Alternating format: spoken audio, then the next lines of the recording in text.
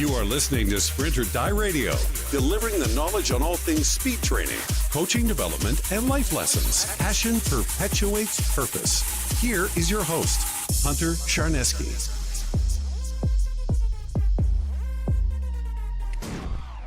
All right, what is going on? Sprint or Die Radio, episode numero uno.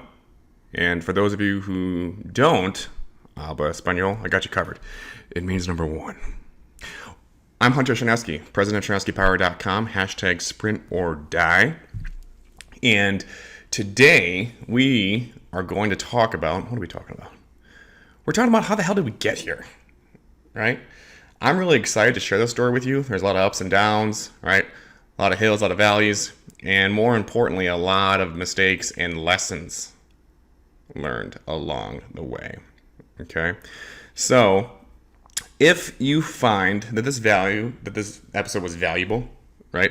If it resonated with you, if it affected you positively, all right, all I would ask is that you go ahead and share it, okay?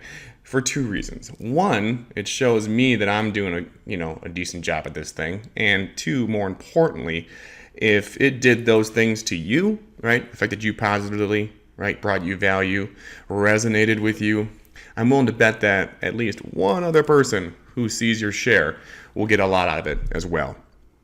All right. Anyways, moving on. I put out a question to my email list. And sidebar, if you want to get on that email list, it's really simple. All you have to do is go to the bio link in my Instagram and download the 3 P's of Speed, and that'll get you on it. Or you can go to my website, CharneskiPower.com, and download the book that way. That'll get you on it. Okay? So anyways, I put a question out, all right, asking the list for ideas, right? Because I can rant and rave about ground contact times and all this nerdy stuff, but if it's not what you guys want to hear, then it's a moot point, right? So, one fellow in particular reached out, and he's going to get a shout out right now. Hector Valley. I hope I'm saying your last name right, Hector. Hector writes, "Hi Hunter, I am a huge fan. Here would be my suggestion. Every hero has an origin story. What is your origin story? Was this what you always wanted to do? Did you think you would be in the NFL? Some of the ups and downs and tidbits that you have hinted at on the gram seem to have some fascinating facts." All right, Hector, you asked, and now you're about to receive. Origin story it is. And with any good story, I figure it would be prudent for us to begin at the beginning. Childhood. Okay. Let's talk 94, 95, somewhere in there. Okay.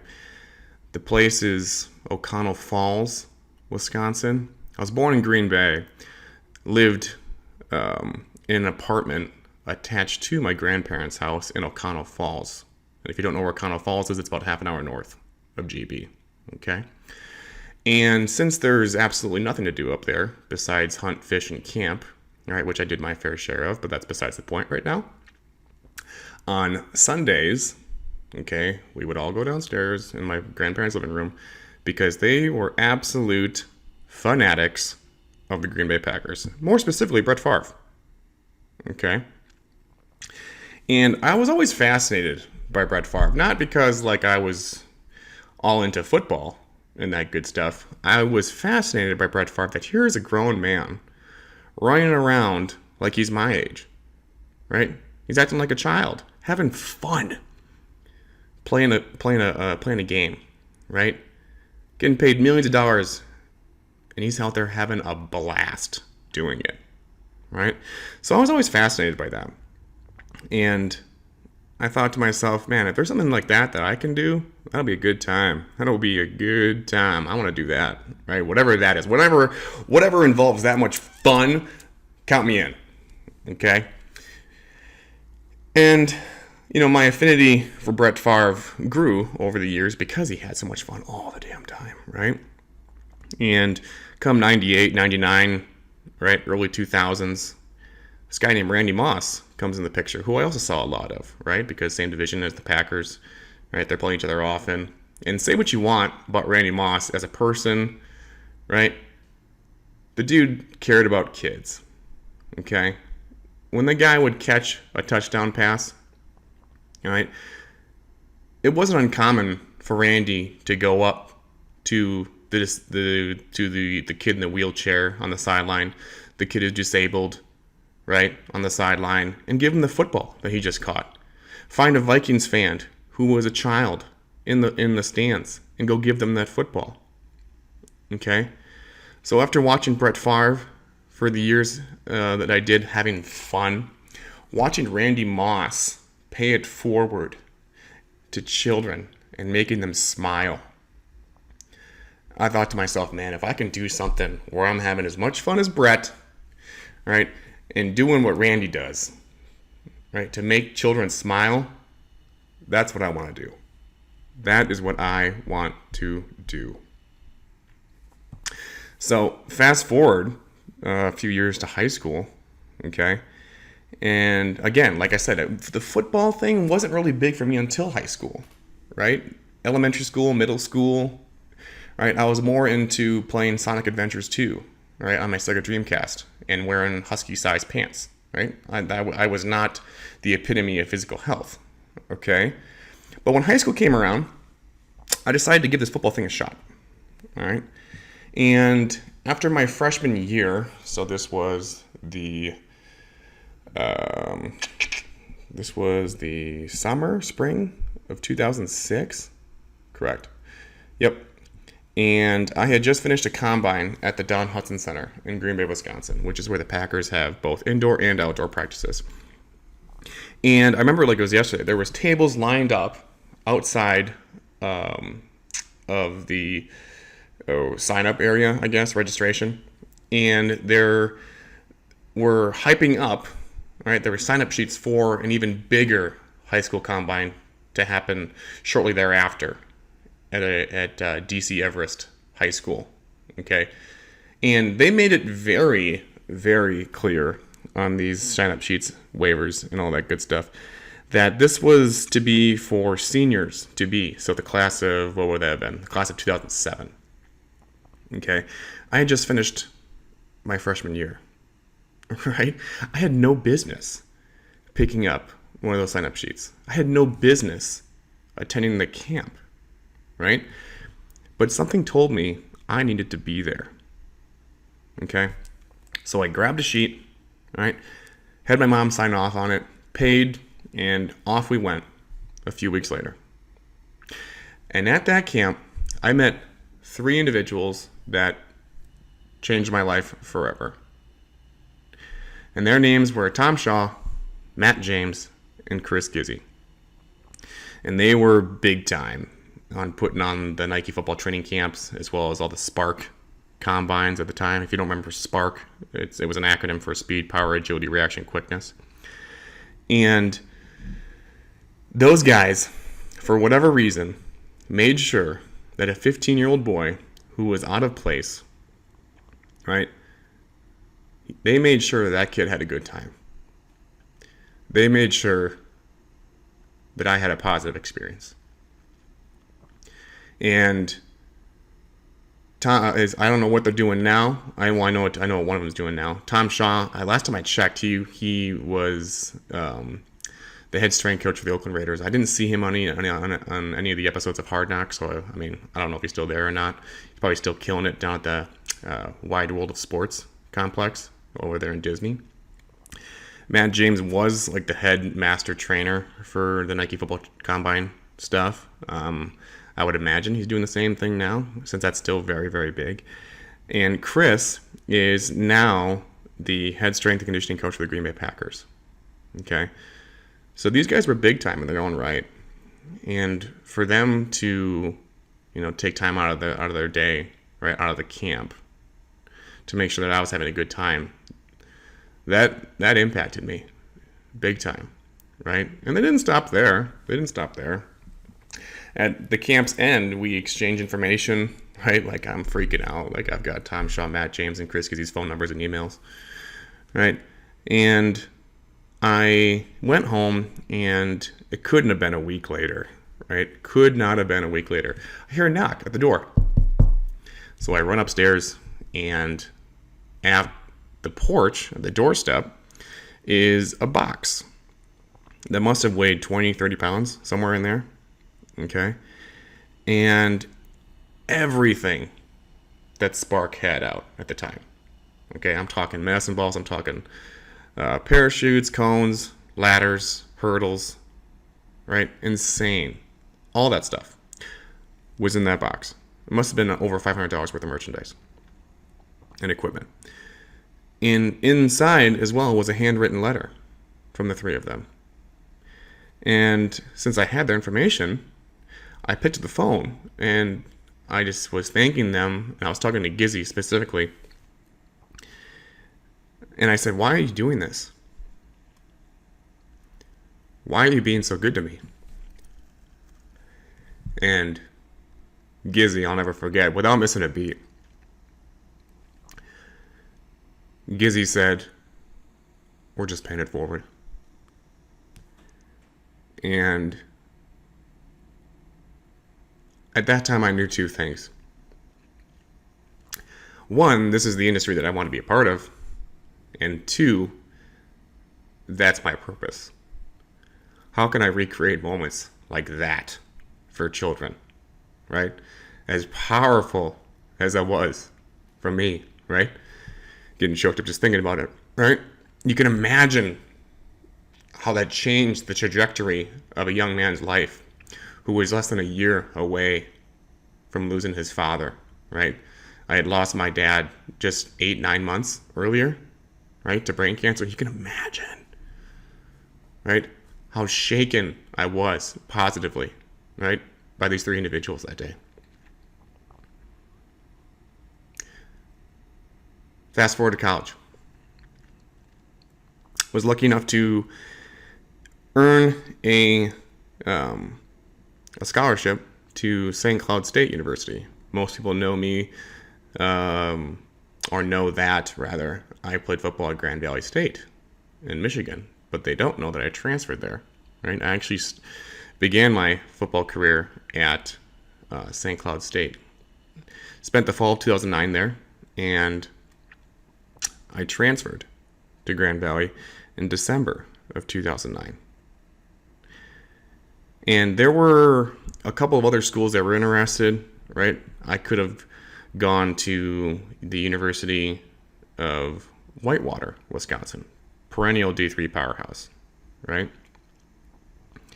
And then there's Grand Valley, right? I would have been, they don't recruit Wisconsin, right? If I had chosen them, I would have been the only person on the team from the state of Wisconsin. They get Division I transfers all the time, right? Who am I, right, to be, somebody that came from the Northern Sun Conference over in Minnesota at St. Cloud, right, to go play at the winningest college football program of all time, even above Michigan and Notre Dame. Like, who am I, right? But I wanted to bet on myself. Yes, I could have done well at UW Whitewater. Yes, I could have had success there, maybe won a couple championships. But I asked myself, what would you do if you knew you could not fail? And at that point, the decision was made. Went to Grand Valley and didn't have that much of a scholarship. And again, I don't have a lick of talent. If anything, God has blessed me with a working bone. And I was fortunate enough to go on and start for 3 years at Grand Valley, which I'm very proud to say that, right? Because, like I said, I'm not a world beater athletically, right? I just asked myself, what would you do if you knew you could not fail? And partly, I was a process over a product guy, right? I loved training. I loved the winter workouts. right? I loved getting after it with my team in the summer and the preseason leading up to the games, right? Anytime that we were getting after it, I loved it. Loved it. I was definitely a process over a product guy. And I think that's part of the reason why I've had as much success as I've had, right? Because I just love doing the work, period. Okay? And then after that came and went. So this would be the early of 2014. Decided that I was good enough to go to the NFL. The NFL didn't decide. Hunter Sharnesky did. I decided, you know what? I'm going to try this thing out. I deserve to, right? I'm good enough. Well, after that delusion had come and gone, I was sort of lost, right? I didn't know what to do. All I had known for the past 9-10 years was training for football. That's what I did. I trained for football. And what the hell was I going to do now? You are listening to Sprint or Die Radio with Hunter Sharnesky. I went back to Green Bay for a little bit in the spring of 2014, right? Didn't think there was anything there for me. Moved back to Grand Rapids, Michigan, and started interning at a facility there. Really good gym. Really good gym. Mark Ennis is the owner. He taught me a lot. Okay. Interned there, and I also started doing most of, if not all of their adult training programs, as well as, you guessed it, the little kids. Okay.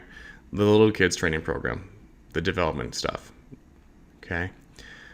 As I think the Gary Smalley, I think the Gary Smalley personality test talks about, right, your personality tests. Right, there's lions, there's otters, there's beavers, and there's retrievers. Okay, I was no doubt a lion. All right, the only problem with that is the owner was as well. And if you own a business, right, or if you're in a team setting, right, where you're working with peers and individuals, coworkers, you know that you probably can't have two lions in the same room for too long. All right, so needless to say, less than 2 years later, I ended up leaving that job in January of 2016. And I thought to myself, well, what the hell am I going to do now? Right? I just gave up my income, right? Living in an apartment, Southview Apartments on College and Leonard Street in Grand Rapids, a really grungy part of town. Okay? And again, that question popped into my head. What would you do if you knew you could not fail? So I began reading. Everything from triphasic training to, things that weren't training related. War of Art by Stephen Pressfield, right? And started traveling, seeing places. And we talked about the paying it forward stuff, right? The making children smile, right? I needed to fill that void in some way, shape, or form, okay? So with football not being an option anymore, I was always strong, okay? So I took up powerlifting. I thought, well, maybe I can have fun doing this and make children smile, inspire them in some way, shape, or form, right? I'm gonna have a blast, right? Picking up heavy shit, and hopefully, right, make a few kids smile along the way while doing it, right? Inspire them, right? If I can do it, you can do it. Absolutely, right? And with that, we know, like we talked about I know I'm repeating myself, but we talked about this concept of pay it forward, and still didn't have a means of income, guys. So, and powerlifting does not pay the bills. We'll just say that, okay? So this trend continued of people being extremely good to me for no reason, all right? And it started off with the big dog, Coach Ken, all right? I'm actually getting dinner with him tonight. Coach Ken invited me to what he deems the world headquarters in Clemens, North Carolina, for a tier system strength training workshop, right, in his house. Okay? He invited me along with not a few, like 30 other people there into his frickin' house. Right? He paid it forward to me. Right? Another man that I met there at the event paid it forward to me. His name was Andy McCloy. Right? He inspired me. He spent hours with me on the phone. Right? After the event had come and gone. Just talking about life, business, whatever. Right? And, shameless plug for Andy. If you're an aspiring gym owner or you own one right now, you need to get in touch with that guy, right? Because he runs a phenomenal mastermind called The Tribe, right? It's a mentorship program, actually. So we don't use the word mastermind for Andy's group, okay? And then there was this guy named Pete Vredeveld, who none of you know. Pete Vredeveld was, for lack of a better term, a private investor from me. Okay? Let me just back up a bit. After Joe Ken's event, right, I thought I was a shoo-in to become the strength and conditioning coach at a D3 school there in Michigan because I had a good relationship with the new 2B head coach. He invited me into his office and he said, if this position was available, the director of sports performance, would that be something you would be interested in? And if you've been in interviews, right, looking for jobs, if somebody asks you that, the interview process is pretty much a formality at that point. So I thought, all right, this is what I'm going to do. I'm going to be a D3 strength coach and work my way up the chain, right? And be like the big dog, Coach Ken, and be like him someday. Well, that didn't happen. So again, I'm left. I got nothing. Okay? So Pete Vredeveld is a man who lives in West Michigan, and I had done some on-site personal training for him and his family, and had come to develop a relationship with him.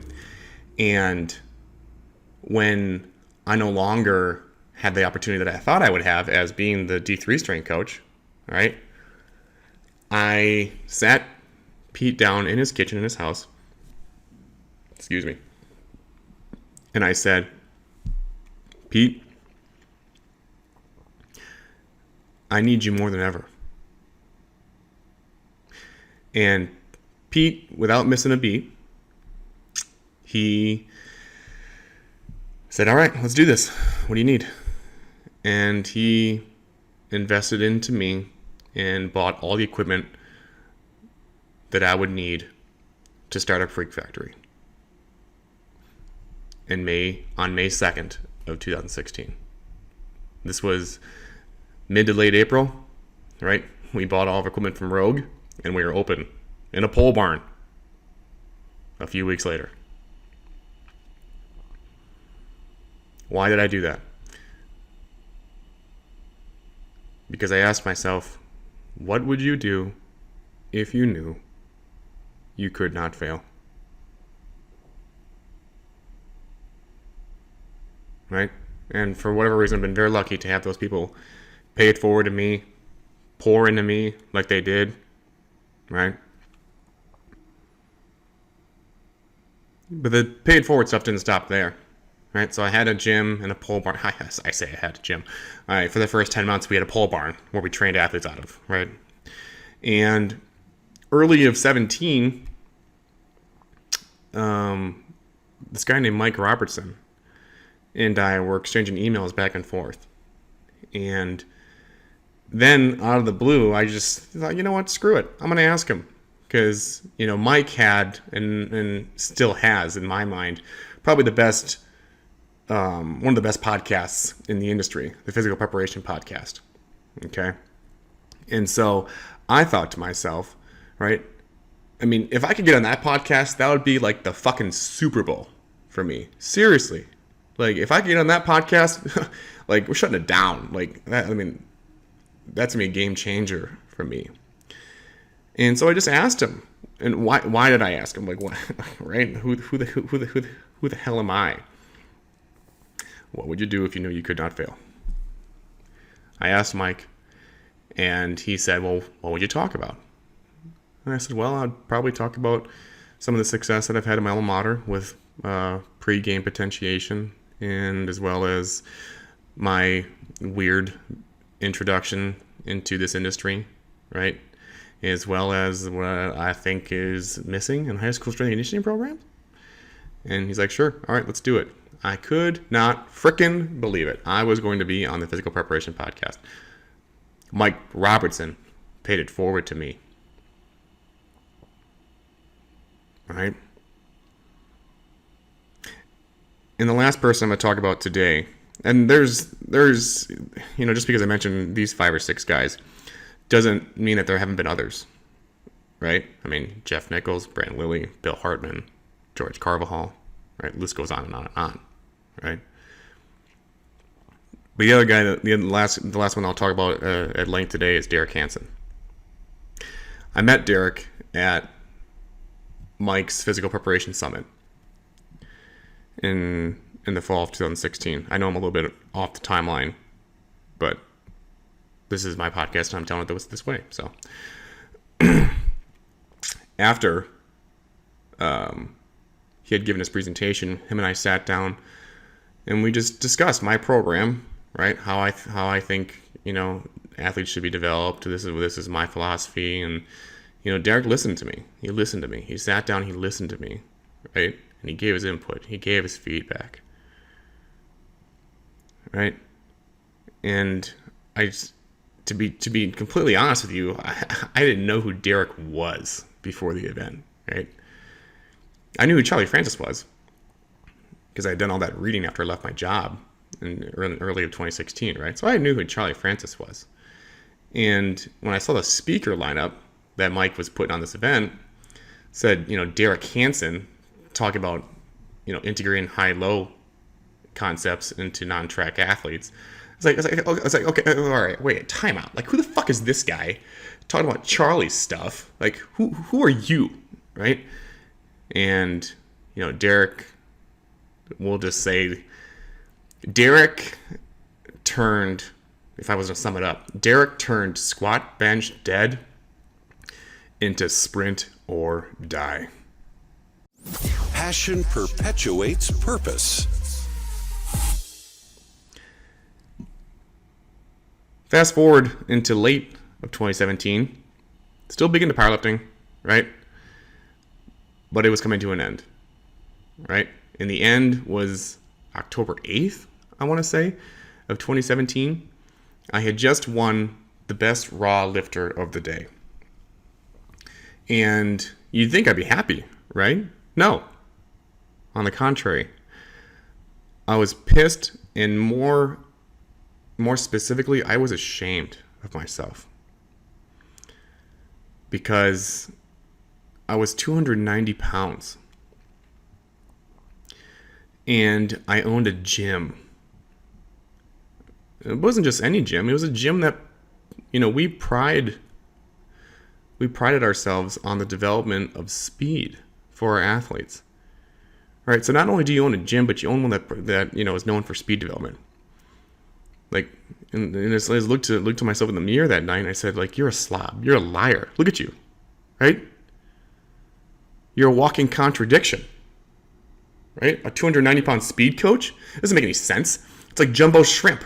Right? It's like a what? It's a catastrophe. Right? And so what did I ask myself? What would you do if you knew you could not fail? I didn't pick up the phone. Well, I picked up the phone, but I didn't call Derek. I remember messaging him on Facebook Messenger. And I said, Derek, I need your help. I need your help. I need to go all in. All in. Push my chips in. And pick up speed. Pick up sprinting. Right? Because I need to be a coach for my kids. Perhaps for the very first time. Right? Because you don't know how to coach speed unless you feel it, in my mind, right? If you don't know what the kids are feeling, right, how are you supposed to relate, right? How are you supposed to relay a message to them, a cue, right? Get them in the proper positions, angles, all that good stuff.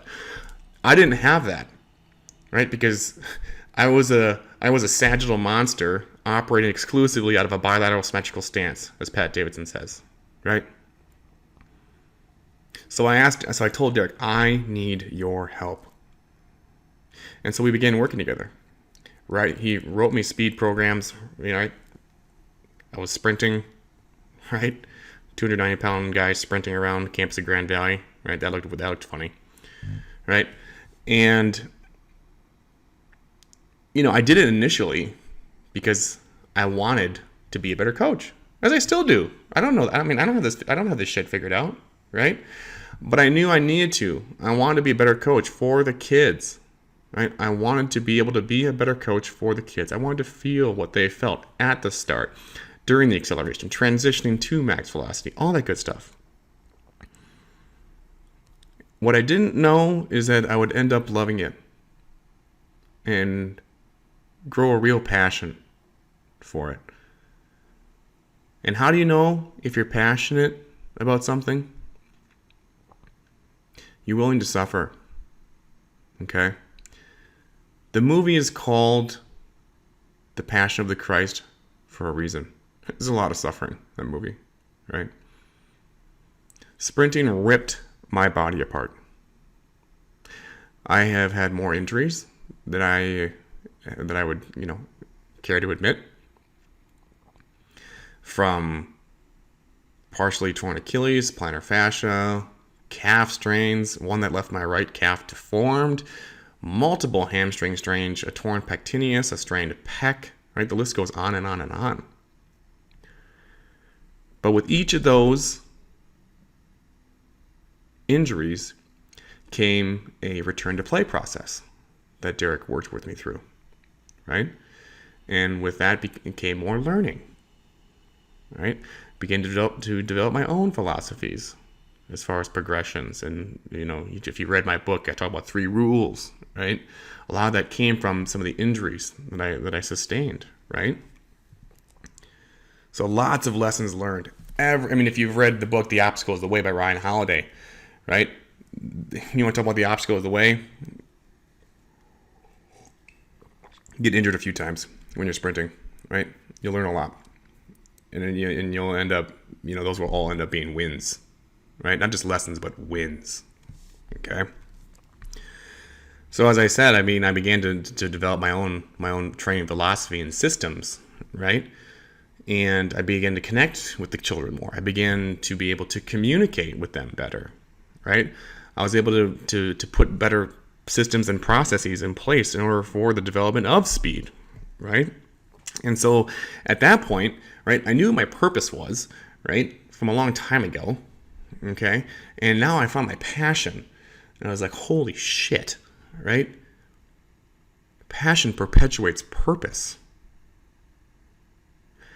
I can use this thing that I'm passionate about. I can use speed, sprinting, as the vehicle to pay it forward and change a young person's life, much like Gizzy Shaw and Matt James did for me 15 years ago. Right? Because Coach Ken would say the number one transferable trait from what we do to the track, court, ice, field, what have you, is confidence. Okay? And if I'm able to work with a middle school girl and she gets faster and she knows it, right? All the performance attributes aside, a confident young girl is a beautiful thing in today's society. With all the cyberbullying and bullshit that goes on, right? Shame on you if you don't take those formative years, right? Take advantage of those formative years to play a positive role in those children's lives, right? So passion perpetuates purpose. Develop my own sort of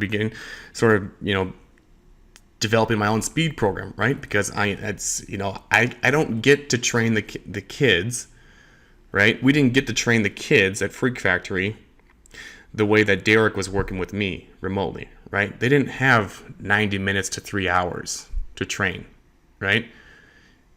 We get an hour to check a lot of boxes with these kids. So that gave me the opportunity to develop Speed Stratum. Okay, now I'm not going to get too much into that. We'll get more into that as far as, in the episodes to come. Okay, but passion perpetuates purpose, guys, right? Developing your own systems. I don't think I'm undershooting it when I say that Derek changed my life, right? Sprinting changed my life. And now I'm very fortunate and lucky to be able to use it as the vehicle to change others' lives as well. So with that, Derek and I working together for a year and a half. We're coming up on the end of 2018. And Derek's like, why don't we do a meet? Like, we should get you to meet. Right? Like, what? Like, yeah, we should get you into a meet. Maybe around a 60 meter, something like that. And I was a little skeptical at first. I'm like, okay, right? With my injury history, brother, you want to, put this Clydesdale against people who weigh 100 pounds less than me? I don't know, man. So long story short, I did it, right? Ran a 7:58 in my first 60 meter dash at my alma mater on February 9th of 2019. And, I think I did two more. I think I did at least two more 60 meters. And, Derek was like, all right, well, and I'm just going to say this verbatim. All right, Derek's like, okay, well, let's get this motherfucker running 100 meters. I was like, oh, okay. All right, let's do it. Whatever. Fine. I trust you. Let's go. And I proceeded to run 7 more meets this past year, right? And by the end, I was running near an 11 flat, ran 11.1 at my last at 260 pounds. Okay, so it's not my intention. It's not my intention to brag when I say that, right? It is my intention to talk about all the learning that took place, right, and some of the other cool things that we can now do, getting ready for the next season. Right? Now it's sort of evolved into, the whole sprint or die thing is sort of evolved into sort of be the change that you wish to see in the world sort of thing, right? What NFL team wouldn't, right, want their linemen to run that fast, right? At 260 pounds, I would just consider myself, lineman-esque-ish. Right, so that's the work that Derek and I sort of doing now. It's like, all right, well, let's bring more awareness around this, right? Let's keep doing this. Let's keep doing this. Let's keep doing this. Okay. So that was the 2019 sprint season, and now that brings us to the present. How did we get here? Right? How did we get here? I'm in Phoenix, Arizona, for God's sake. Right? I gave my business to my protege, my understudy, my best friend.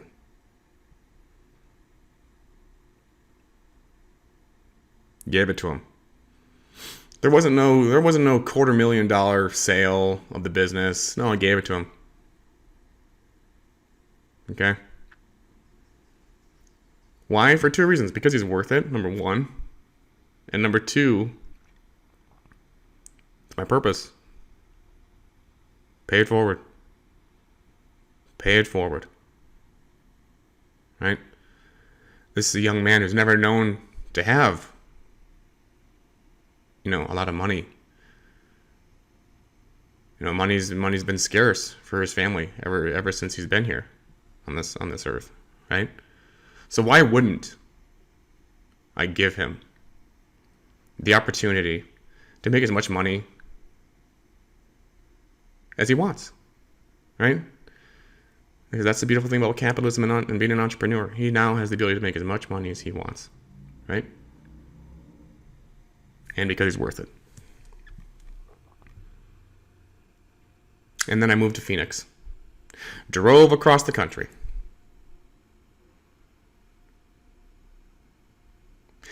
Why did I do that? Because, I mean, for a number of reasons, right? I mean, physically, I'm in the most capable years of my life, right? And I want to provide as much value for Derek as an athlete, as a poster boy, if you will, right? So he can continue to market that to NFL teams, right? Like, this is what we should be doing with our big guys, right?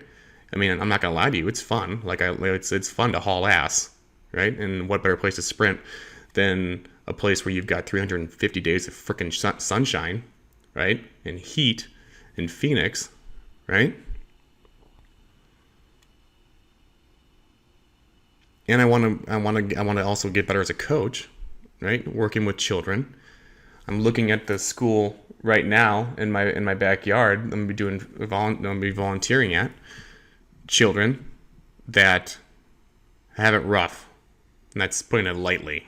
Okay, I met with the AD, and they don't have school on Fridays, but he makes every kid that's an athlete, they have to come in on Fridays. Why? Because he knows in most cases that's the only hot meal they'll get that day. Okay? Right?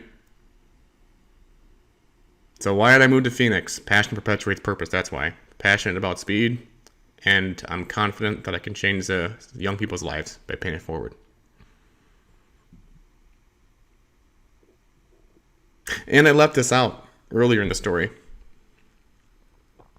That's a big move, right? You're giving up a business that, that paid you, right, each month. You're giving that up. Right? You're having to start over financially. Okay?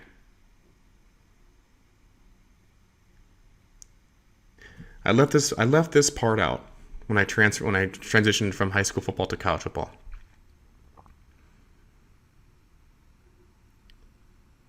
I had a preferred walk-on offer from North Dakota State to play fullback. And I got scared because it wasn't a sure thing, right? It was a walk-on offer. There was no scholarship involvement. There wasn't no investment on their end. So I got scared. And I didn't bet on myself, which I had never done up to that point, and I have never done it since. I don't know why I didn't bet on myself. I got scared. I was shook. Had I gone to North Dakota State to play fullback, well, I would have had 3 championships, and let's just call a spade a spade. I look more like an NFL fullback than I do an NFL defensive lineman, which I played at Grand Valley. It was D-line. So who knows? Maybe I would have had a better chance to go to the NFL, right? I didn't bet on myself, and I will never, ever make that mistake again. So why did I move to Arizona? Because I knew I could not fail.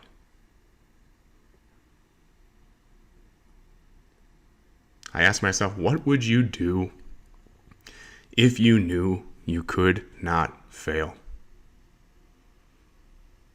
Well, I'll give my business to Thomas, and I'll go be an athlete, coach, and help people in Phoenix, Arizona, because that's what I want to do.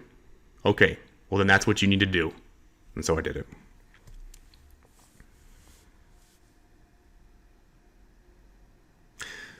So as we wrap up episode 1, I guess it's been the theme of the day, right? I want you to ask yourself, what would you do if you knew you could not fail? Right? And I don't want some surface level bullshit answer like, well, maybe I'll buy a dog. No, that's not acceptable.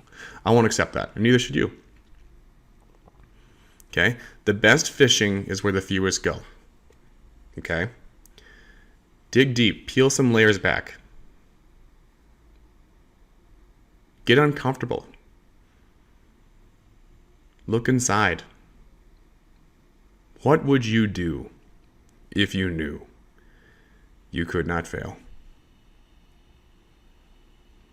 Right?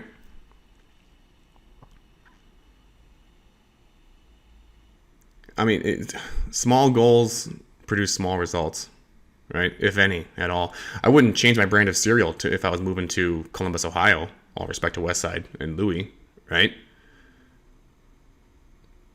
No, I mean, move across the country, dude. Go do what you want to do on the other side of the frickin' country. Right? You'll be amazed what you can do when you get uncomfortable. I've never been at my best when I'm comfortable. What would you do if you knew you could not fail? I appreciate you guys tuning in. I enjoyed sharing that story with you. I hope you got something out of it. Again, if this brought any value to you whatsoever, all I ask that you please share it. If you have any questions, comments, concerns, I have an open line. Email me, hunter@cherneskypower.com. And stay tuned for next week's episode, which will be why speed should be the training priority regardless of sport. Thanks again, and I will talk to you next time. This week's episode of Sprint or Die Radio has now come to an end. Make sure to set your podcatcher now and never miss another second. And remember, passion perpetuates purpose. Join us again next time.